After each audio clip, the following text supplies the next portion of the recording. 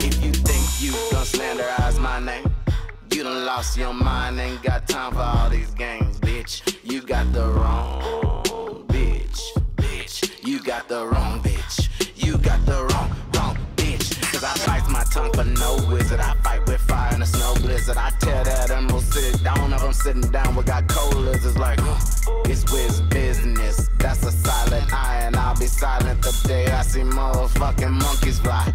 Hey guys, welcome back to my channel. So I'm back today for a very chill, relaxed update video as far as my PCOS journey. This will be part of the series I've had on my channel for the past few months now. If you are interested in watching from the beginning to where I am now, I will have everything linked down below for you guys. So first and foremost, I wanted to say a huge thank you to anybody and everybody that commented on my last PCOS video. There were so many people whom I don't even know, obviously. Obviously, I had some regulars on there that are people I do know, but there were so many people that I didn't even know who were giving me well wishes, giving me advice and tips. Of course, I asked for them, but I didn't think so many people would, care enough or, want to help me enough that they would give me so much good advice that I honestly did use. And it makes me so happy to think that I have so many people on here, even if you're not a subscriber of mine, but people who watch these kind of videos with the intent of trying to help people, because we are in a world now where no one really gives a shit about anybody else, you know what I mean? It's a very selfish world. It's unfortunate, but to see people who actually gave a shit enough to help me and give me advice, even if it didn't benefit them at all, it makes me so happy to see people helping other people. So thank you so much for that. So in today's video, I'm going to be referring back to my last PCOS video. So in that video, I had, in not so many words, talked about how I wanted to be a more positive thinking person. I wasn't going to stress myself out about trying to get pregnant. I wasn't going to rush it. I was going to enjoy the ride, quite literally. And all I wanted to do was kind of de-stress my life, because the number one thing I am terrible at is stressing about things and why they aren't happening. And I've always been that way. I'm a very, very impatient person. I am someone who is totally for instant gratification. If I can't have it now, I don't want it at all, which is one of my worst traits that I've been trying to work on over the past few months even. And I think I've gotten pretty good at it, because it's definitely helped me in this situation. And I just feel like my life has totally been de-stressed, because I'm not worrying about why things are not happening. I'm not stressing about why things aren't happening. I'm not stressing about time. I'm just letting things happen the way they will, and I'm going along with it. I'm not stressing out about anything anymore. I've learned to chuck it in the fucking bucket and move on, and it's been glorious so far. Life is gonna happen whether you are ready for it to happen or not. It doesn't matter if it's a good change, if it's a bad change. And the number one thing that I've always kind of been so annoyed with is the fact that I felt like my life was always negative. It was a series of negative events. It was never anything positive.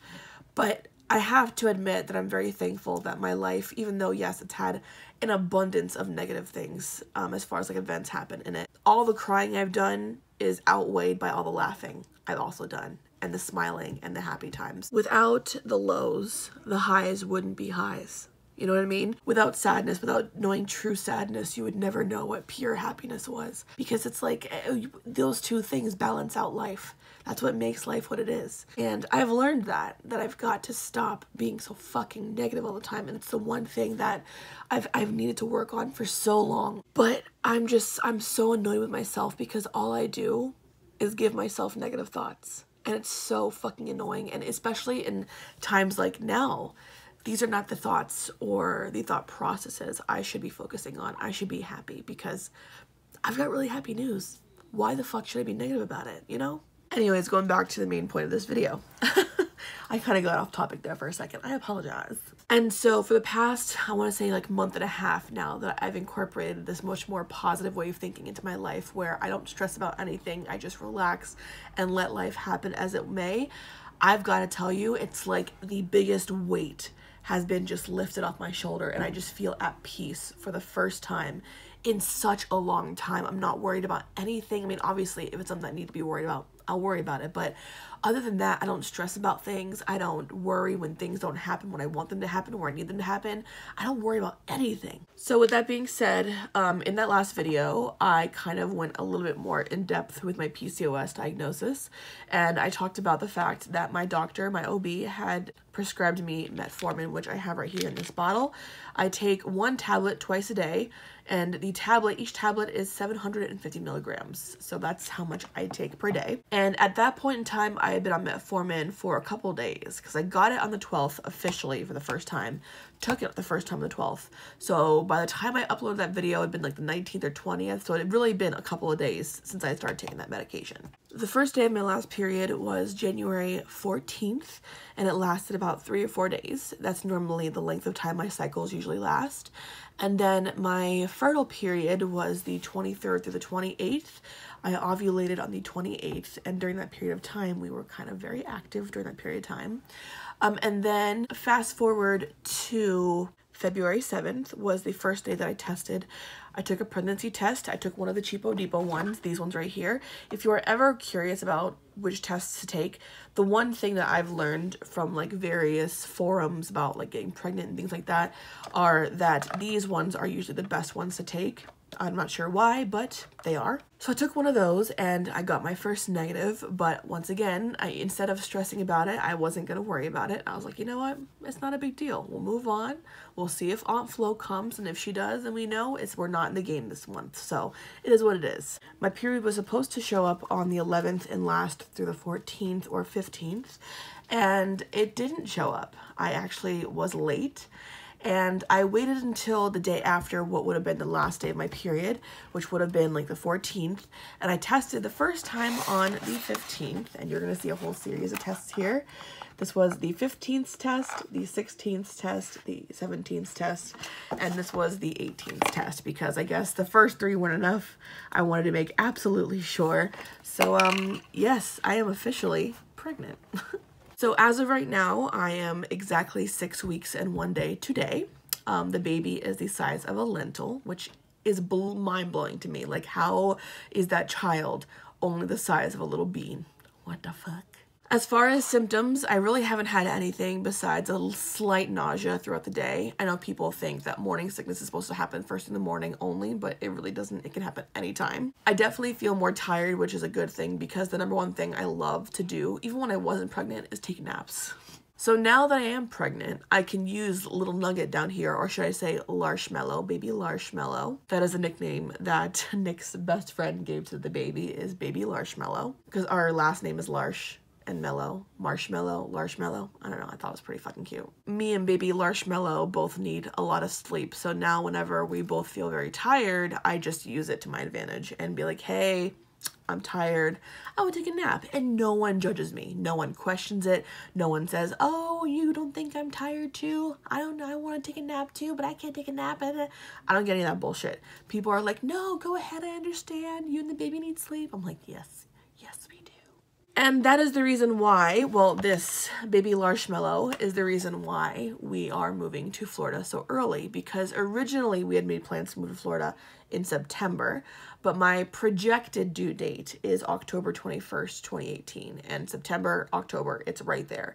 I am not traveling almost 8-9 months pregnant. It's just not going to happen because I can imagine it's going to be a nightmare. The one thing I'm not looking forward to, however, is being in Florida during the summer where it's already hot as fuck, regardless of what time of year it is, and being pregnant.